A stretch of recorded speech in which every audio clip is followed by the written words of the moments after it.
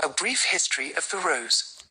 The rose that grows in many different forms in gardens all over the world today is an evolution of rose-like plants that lived in the northern hemisphere between 33 million and 23 million years ago. Traces of them have been found in the fossil record of the Oligocene epoch in Europe, Asia, and western North America. The climate in those times was largely temperate with plentiful insect life, conditions that are still favored by roses today. Five-petaled flowers, distinctive oval serrated leaves and colorful hips, characteristics that can be found in wild rose species today, differentiated them from other plant remains when the fossils were examined. Mythological origin and symbolism. According to Greek mythology, the goddess of flowers, Chloris, created a new flower by breathing life into a woodland nymph who had died. Dionysus, the god of wine and plant life, gave it a beautiful perfume, and Aphrodite, the goddess of beauty and pleasure, gave the rose its name by rearranging the letters of Eros, her son and the god of love and desire. Eros later gave a rose to Harpocrates, the god of silence, as a bribe to ensure he kept the indiscretions of the gods to himself. Hence, the rose became symbolic of secrecy, silence, and love. This story was carried on into Roman mythology, with the protagonists replaced by their gods, Flora, Venus, Cupid, and Bacchus. Although Harpocrates retained his Greek name, the association with secrecy led to the rose becoming a visual symbol of the need for discretion. Roses were carved into the ceilings and walls of public rooms in grand houses, courtrooms, and Catholic confessionals as a reminder that all conversations should be kept confidential. From the Middle Ages, a rose was often suspended from the ceiling of a government council chamber to ensure the secrecy of proceedings. Therefore, sub rosa, under the rose, became a quasi-legal term still in use to denote something that is best kept under wraps. Discovery of the earliest rose. The first rose species to be described for science came from the Florissant Fossil Beds in Teller County, Colorado, USA. In 1883, paleobotanist Charles Leo Lesquereux wrote a scientific paper contribution to the fossil flora of the Western Territories in which he described and named Rosa hilliae, the simple rose-like specimen he had received amongst samples collected by Hayden's U.S. Geological Survey and the Princeton Scientific Expedition of 1877. His choice of name was to honor the amateur paleontologist Charlotte Hill, who first brought the Florissant Fossil Beds to science's attention. She lived with her family on a homestead, the Petrified Stump Ranch, circa 3 kilometers, 2 miles, south of the town of Florissant.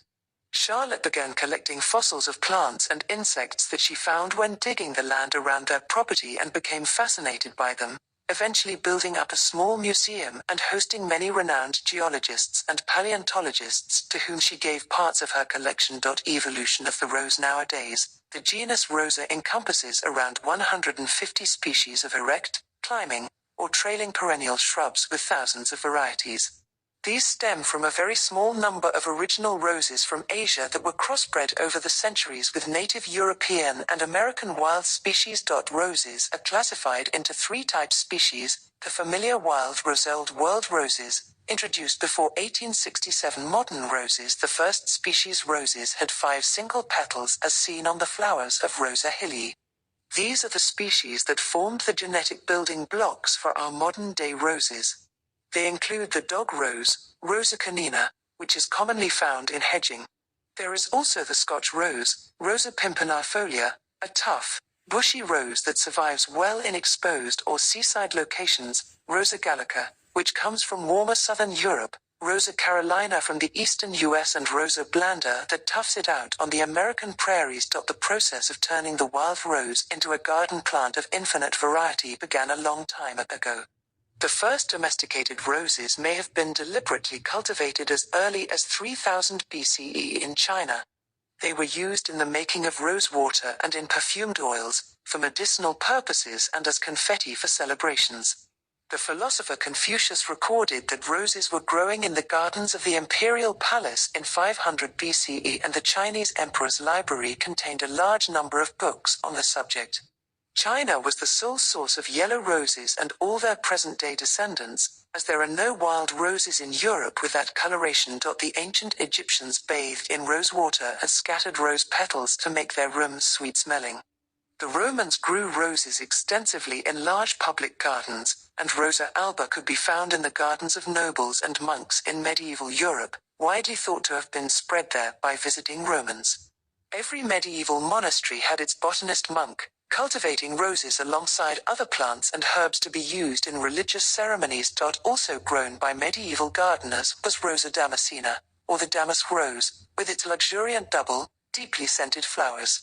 As its name from Damascus suggests, it was probably brought back to Europe from Syria by merchants in the 12th century or crusaders in the 13th century, along with Rosa officinalis, known as the apothecary's rose apostrophe.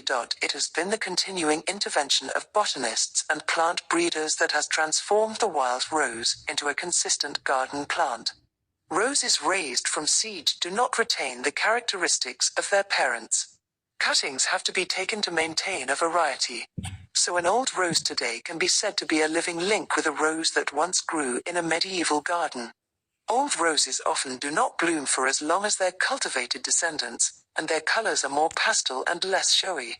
However, they are hardy and do not require the same degree of attention and maintenance as a modern hybrid. They also still exude the strong fragrances that come from their wild ancestors. The political rose from being purely decorative, roses gradually took on a more symbolic significance when they started to appear in the emblems of nobility. In the 13th century, the white Rosa alba was the badge of Eleanor of Provence, wife of Henry III of England. Her son Edmund, Earl of Lancaster, adopted the red Rosa gallica from his wife Blanche of Artois when they married. This established the red rose as the mark of the House of Lancaster. More than 200 years later, Richard, Duke of York, chose the white rose as his badge. When the right to the crown of England was disputed by the House of Lancaster and the House of York between 1455 and 1487, the conflict became known as the War of the Roses. The resolution of that civil war resulted in the Lancastrian Henry Tudor being crowned King Henry VII of England. He married Elizabeth of York and united the symbolic white and red roses to form the Tudor rose. The form of this double rose can be seen carved extensively into Tudor buildings and furniture and painted into portraits of the time, symbolizing for all time a united country. As recently as 1986, the rose was chosen as the US's official national flower by popular vote. In a special ceremony, President Ronald Reagan signed into law the joint resolution issued by the Senate and the House of Representatives with the words, "More often than any other flower, we hold the rose dear as the symbol of life and love and devotion, of beauty and eternity." We see proofs of this everywhere. The study of fossils reveals that the rose has existed in America for age upon age. We have always cultivated roses in our gardens. Our first president, George Washington, bred roses, and a variety he named after his mother is still grown today. The White House itself boasts a beautiful rose garden. We grow roses in all our 50 states. We find roses throughout our art, music and literature. We decorate our celebrations and parades with roses. Most of all, we present roses to those we love, and we lavish them on our altars, our civil shrines, and the final resting places of our honored dead. Proclamation 5574. A national collection. During the 15th and 16th centuries, rose growers began to breed and alter varieties such as a damascena and its Middle Eastern cousin, Rosa centifolia. The Dutch were early pioneers, and modern research has shown that at least 4 species of wild roses can be found within the makeup of our centifolia. The results of roses grown in Holland in the 16th and 17th centuries can be seen in paintings by the Dutch Old Masters. These depicted large double flowers with the distinctive cabbage rose shape of our centifolia. The flat-faced flowers look as if they have had their petals sliced across by a knife. The golden age for roses has to be the early part of the 19th century. It was driven by Josephine de Beauharnais, wife of Napoleon Bonaparte. When she bought the Château de Malmaison on the outskirts of Paris, Josephine filled its gardens with all the known roses at the time. They were sent for from suppliers all over Europe. This was the time of the Napoleonic Wars and the Continental System, but it is said that special arrangements were made so that shipments of roses from England could make their way through the English Channel blockades unimpeded. When the collection grew, Josephine commissioned the painter Pierre-Joseph Redouté to record the roses. His published work, Les Roses, 1817-24, now forms the starting point for much of the modern scientific research into garden roses. The collection helped spark France's enthusiasm for the flowers, and there was a boom in rose breeding. In fact, nearly all the old roses we grow today were bred in France. Jacques-Louis de Semet was one of 4 great French rosarians who cultivated roses around Paris at the time of Josephine. He helped to popularize a variety that had been imported into France from Dutch rose breeders but became known as Rosa gallica, French rose, when it was subsequently sent from France to England. The origins of our gallica are not clear, but it was known as a species by the Persians in the 12th century, and the Dutch cultivated it to an extent 400 years later, although their preference was for a centifolia. A multitude of hybrids. When repeat flowering China roses first arrived in Europe around 1790, they gave rose breeders a fantastic new characteristic to work with, the ability to flower not once, but throughout the growing season. The next major step in the development of the rose came when hybridizers crossed the ancient China rose, Rosa chinensis, with the European Rosa gigante. The result had a smell that was said to be reminiscent of a cup of China tea, and so it was nicknamed the tea rose apostrophe. Another crossing a few years later blended the damask rose with some other species roses that blossomed freely for many years, and so were named hybrid perpetuals. The final chapter in this particular rose story was written in the mid-19th century when tea roses were crossed with hybrid perpetuals, and the hybrid tea rose was born. Its large flowers and vigorous long-lived flowering habit have made it the most popular type of rose in the world. Bourbon roses arose from natural hybridization between a chinensis and a damask rose on the island of Ile Bourbon, better known now as the island of Reunion, near Mauritius. It was an important port of call for reprovisioning French ships in the days before the Suez Canal. A seedling of the hybrid was taken from there to Paris in the early 19th century and further crossed with a gallica. The resulting long-blooming roses, with their strong perfume, are still widely grown today. The first American-bred hybrid group, the Noisette roses, were first grown in the 1800s in South Carolina.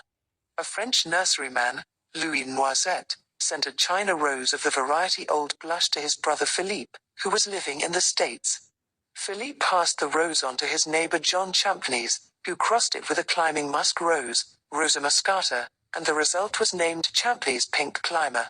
Seeds from that plant were sent back to France, which then grew into a new climber they called Noisette Carnée, and further hybrids came about when these noisettes were crossed with tea roses. Into the 20th century, modern roses began with hybrid teas and were soon joined by floribundas and grandifloras. The former were cultivated in the late 19th century by the Dutch Poulsen Company, still in existence today.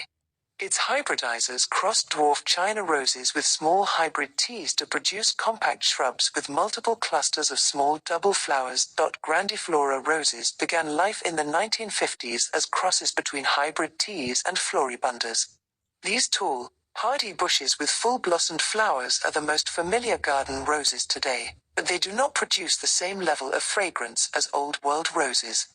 They are more standardized in form and more brightly and variously colored, which is what makes them popular for an expansive garden display. Nowadays, new hybrids spring up every year from many different growers around the world as the quest for the perfect rose goes on. Meanwhile, species roses keep the original gene pool alive, and old roses maintain a loyal following, prized for their natural growth and strong perfume. History is continually being written in the world of rose cultivation.